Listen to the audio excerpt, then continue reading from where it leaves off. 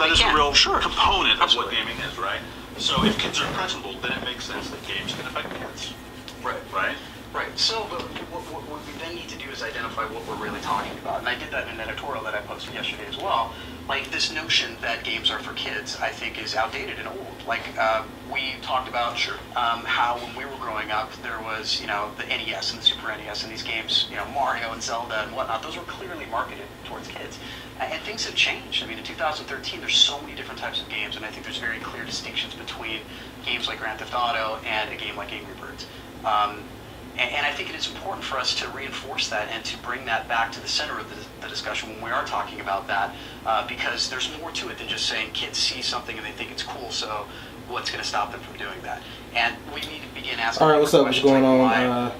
Why people of YouTube?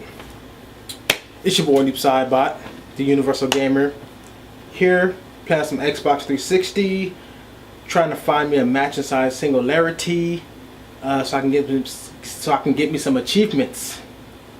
But right now, as you can see, I'm listening to what's this called again? A podcast, pretty much, by IGN. I forgot. Game Scoop. That's what I'm listening to. A Game Scoop podcast, and it's the whole subject, the whole controversial topic of, do video games make kids want to kill people? Makes the world more violent? And I hate that topic with a passion. Like, even when people bring it up, like, it just irritates me. Like, the main thing that irritates me about it is that the main people that talk crap about games are the main ones that don't game.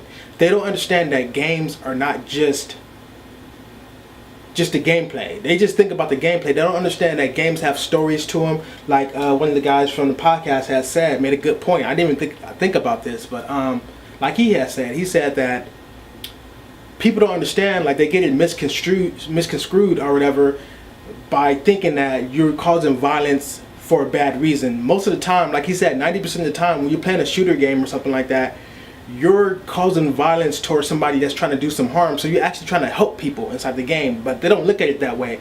Of course, games like GTA and stuff like that, Saints Row 3, Gears of War franchise, I think those 3 games, just to name those 3 franchises and other ones out there, I think those shouldn't be for kids at all. Like another guy was saying, certain games shouldn't be for kids, just period. Because, like, kids have different state of minds when they're growing up. Like, they don't know how to take in certain stuff. That's true. Like they say, that's why there's laws for drinking. If you let kids drink under the age of 21 or something like that, they wouldn't know how to they wouldn't know how to take that in like an adult would. An adult is already older inside their mind. Some adults are not, but most adults are older in their mind and stuff, and they're thinking and stuff like that, and they know how to take in and understand the concept of drinking and stuff like that. You let a 5-year-old drink, it's going to be crazy, and there's people out there doing that. So it just irritates me, and I'm kind of like shaky and fidgety or whatever, because, like, just the whole topic surrounding the whole thing is just irritating. If you're gonna say games are violent and games cause violence, then you gotta be fair and say so do TV shows, so do movies. Because just like violent games like Gears of War, chopping dudes open with chainsaws and stuff like that, games like GTA where you're running over people on the sidewalk, look at these movies out here. These movies out here, because the movies are 10 times more violent than the most violent video game. How? Because you're watching something that's real life, like me and you, and the effects are done so well to where it looks freaking realistic. A lot of horror movies where the killer is chopping people's heads off and stuff like that, it looks all the way real. It looks completely real. If you had to choose something to blame something on, I blame it on the movies. Not even the rap music. I blame it on the movies, because the movies are actually real. You're watching something real. Like, movies don't look cheesy no more. This stuff looks all the way real. Like, you shooting, got a guy on screen shooting up somebody, and you see the bullets going through him and stuff. It looks real. It don't look like you're. I mean, if you didn't know any better, and you didn't know all the tricks and tips to Hollywood, and nobody taught you. For example, let me just say this: if we took a HD TV back into the 30s, and we played a violent movie for them, they will flip out. Like, they will go literally crazy. Like, what are you having me watch right now? Like, they're freaking like almost have a heart attack thinking that people are getting killed for real on screen. That's how realistic these movies be looking. So for you to say a goddamn video game is causing violence when there's movies out there doing... Let me close this door. I just got my son inside there. I don't want him hearing his dad going crazy on camera real fast. Hold on for a second.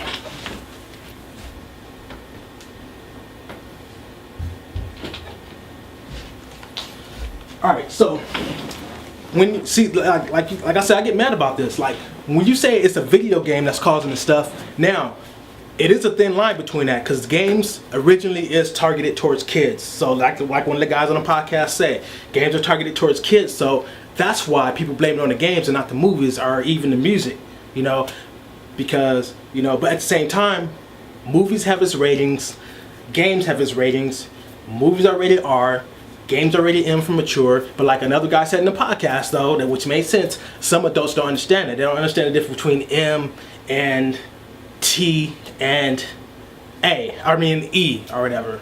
Like, they don't pay attention to it, they just buy their kids what they like. And like somebody else said in the podcast as well, then you gotta blame it on the parents. A lot of people in the comments area, when you go scroll down to the comments area on any topic like this, if you boil it all down to it, you gotta look at the parents. You know, because the parents is the one that's responsible to teach their kids what and what not to do. Yeah, you may see this on TV. Yeah, you may see kids in high school doing this. But if you want to grow up to be the right person, or if you are a positive role model towards your kid and you letting him know, now if you want to be like me and not go down a bad road, then you don't want to copy everybody else. You don't want to, oh shoot, I almost left out the game. You don't want to do this, you don't want to do that. Yes, I may have a firearm inside the house and I keep this for our safety. You got to teach them all this stuff. You know, even if you're somebody that's doing something bad, even if you're a smoker or something like that, you got to let your kids know, well, you got to teach them about it, you know? You can't just, and it's not that much teaching getting going on, and on top of that, it's not that much discipline. And what I mean by discipline, I mean what our black folks mean by discipline. It's not none of that done inside, and I'm going to be real bold with it. It's not the white households. When you see the white households, Caucasian or whatever, not being racist, not racist by a long shot, I'm just saying, there's no discipline to the kids, not even verbal discipline. I'm not talking about yell at your kids 24/7, sit your ass down. No, not none of that. I'm just saying, there's no discipline. Like, you let your kids do whatever, so when they get to that age to where they feel like they're big and they're bad, I'm 13 years old, I'm a grown ass man, I can do what I want. When they start to think that 13 and 14 and 15, especially when they hit 16, they really think they grown, and then don't let them hit 18, they still acting like that, then they gonna go out and do something crazy. You never in your lifetime seen, probably out of every 10,000 kids that done did something crazy, you never seen that one Mexican kid do something crazy, like something crazy that been going on like this. The shooting inside the movie theater, the other shooting at the school. I don't like even thinking about that. Never seen a black kid, Asian kid, Japanese, Puerto Rican. All you see is the Caucasian community. Because those are the main ones that just let their kids do it. Now, like I said, I know it's going to cause a lot of controversy. Now, the whole topic is just controversial. That's all I like even talking about it, man. But, I mean, it's very true. And it really does hurt. It hurts me when I just think about it or whatever. And a lot of people get hurt talking about it. But some stuff people need to change. And like another guy says in the podcast, everybody, no, not in the podcast, but in the comments area. Well, people think because the majority agree on something, that's the majority. That don't mean, what about the people that didn't agree to it? You know, the majority don't mean every single person on earth. The majority just means most people feel a certain way. He made a comment saying, well, if the majority felt like we should use violence towards everything that goes on in the world, where would we be at? Because the majority felt that way, so that's where everybody leaned towards. You know, you can't base off things off the majority of people or whatever, but I mean, it's whatever. It's a whole crazy topic. Like I said, in my opinion, you know, some people do have problems to where they're violent, and these games do something to them. I'm not saying that all kids that play these games, it don't do anything to them. I'm saying is 9.5 times out of 10, it doesn't. You know, I'm a Christian. I'm a good person. I mean, I'm nice to everybody, you know. I'm always positive. I'm energetic. I'm funny on YouTube. Cool in real life. Not being cocky. Just saying. And I play Gears of War. I play all these hack and slash games. I be online cussing people out, just having the fun, you know. Just like, you know, y'all see my gameplay videos when I'm online. Get your motherfucking ass down. What, you want it too? Come on now. What, you want it? Nah, come get it. Like, just stuff like that. And, you know, but you don't see me. But when I'm off the game and it's time to handle work, my business suit go on. Not literally, but, you know, it goes on. You know, I mean, you never would know that I do any other stuff. One guy that I film music videos for came to my house for the first time, came back here and like flipped out like, "You a gamer?" Yeah. Oh, you didn't think so because I'm so professional going to meetings and stuff and filming these videos and meeting with people and doing this and doing that. I'm always calm and conservative and you know, polite and stuff. You don't think I'd be online on Halo 4, Call of Duty, talking stuff and kicking ass and taking names and, you know, all kind of stuff like that? Yeah, this is my entertainment. This is one of my hobbies that I love, you know, along with RC, along with cooking, along with customizing clothing, along with making my own board games, along with, you know, what other stuff I do? Body surfing in the summertime, along with, you know, playing basketball every once in a while, football, along with filming little short films, along with, who knows? I might start back playing the keyboard again. That might be another hobby I might get back into, you know, who knows. But what I'm saying is, but to end this video off, because I have been making long videos lately, I want to go ahead and end this off. I know it's a spicy topic, and I know a lot of people are going to be having a lot to say inside the comments area, you know, type away, you know. I'm not afraid what people have to say, because like I said, it's a very controversial topic. If I offended somebody, I'm sorry ahead of time, but, you know, it's just... And before I end this video off, another topic that people used to bring up as far as video games, saying, oh, video games make kids brain dead. No, sitting on your ass watching Twilight all day while your kids are playing video games is what's making you brain dead.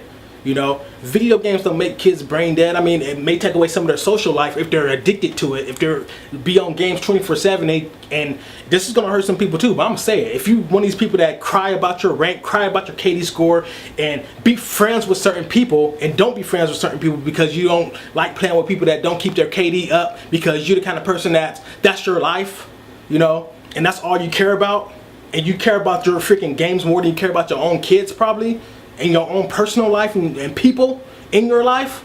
That's ridiculous, and that's something's wrong with that person, you know. But those people like that, you just gotta pray for them and keep it pushing.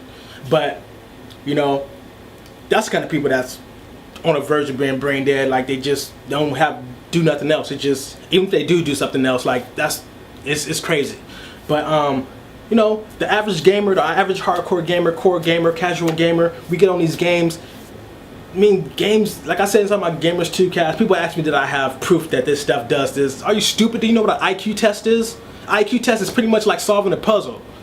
Just people thrashing it as if it's worse than watching TV all day. Just sit on your ass watching TV all day, doing this and this all day, you know, and just watching TV all day, versus doing this and, you know, using your brain. Your brain is working 24/7 when you're on your game. You know, my pastor, I bring it up one time, like, she just made like a little comment saying that, and then you got these video games where you killing people and chopping people up, and that's messing up the world. And I didn't say, I just shook my head in my head. I shook my head inside my head. I'm like, whatever, I'm not gonna say anything. They asked me to speak on it. Well, Marvin, what you got to say? Don't ask me to speak on it. I'm not gonna be rude. Don't ask me to speak on it, though. I'm gonna speak the truth. All these people talking all this crap about games and stuff, they're the main ones that don't play it. Don't realize that these TV shows are worse than our games. You know, these games got more interactivity with our brain, our thinking process, our creativity, our knowledge on figuring out puzzles, problem solving. I guarantee you, I'm gonna end the video off with this. I guarantee you, I'm willing to bet anything I love and own that if you put 10 gamers on the island for 15 months versus people that don't like games, but they, you know, they into other stuff, but they saying games don't do anything and they mess up your mind and stuff like that. Put 10 of them on an island for 15 months. No food. You gotta catch your own